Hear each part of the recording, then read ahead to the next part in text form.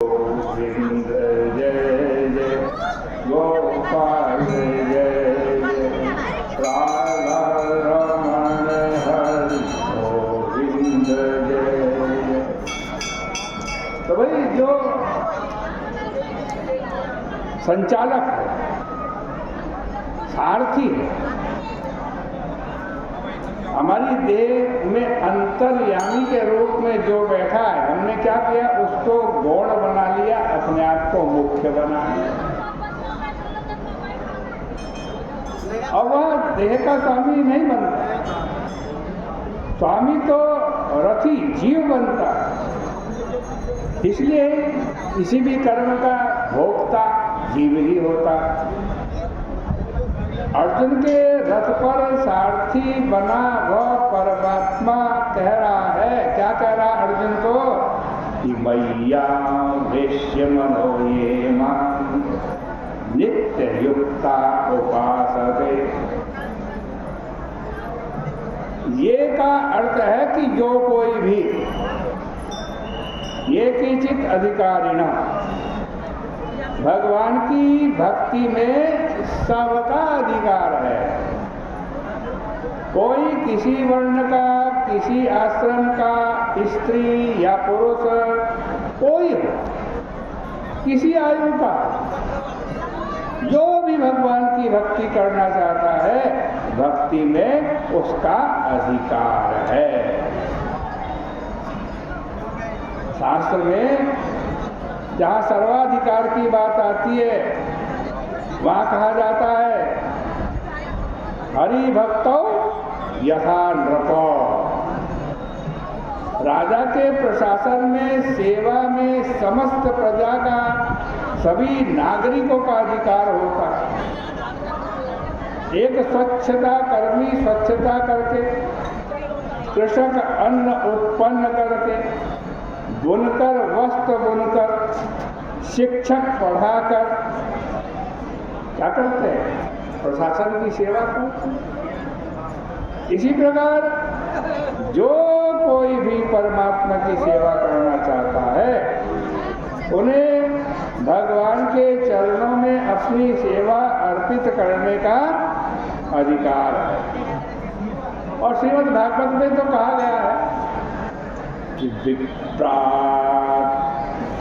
गुणयुता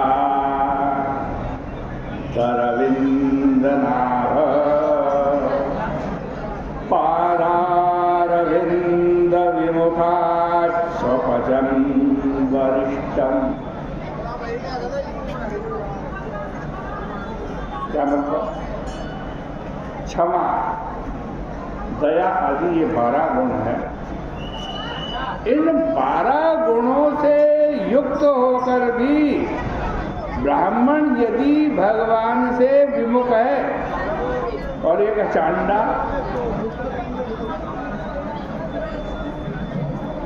चांडाल होकर भी यदि एक व्यक्ति भगवान का भक्त है, तो उस गुणवान किंतु भगवत विमुख ब्राह्मण से वो भगवत भक्त चांडाल श्रेष्ठ है। अतएव ये का मतलब जो कोई भी चाहे भगवान की भक्ति करना, सबको अधिकार। जो श्रावण तरीका रहने वाला है, जहाँ कहीं भी सवाल सुने, अब कहते हैं मैया वेश्य मनः। इसके द्वारा भगवान ने अपनी उपासना की पद्धति बताई है, भगवान की उपासना कैसे करनी है।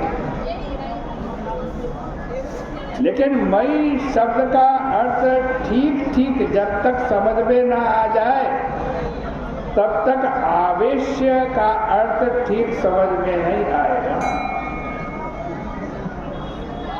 किसमें मन लगाना है आपको, यह पहले समझ लेना चाहिए। यह जो नाम रूपात्मक पंचभूत निर्मित विश्व है,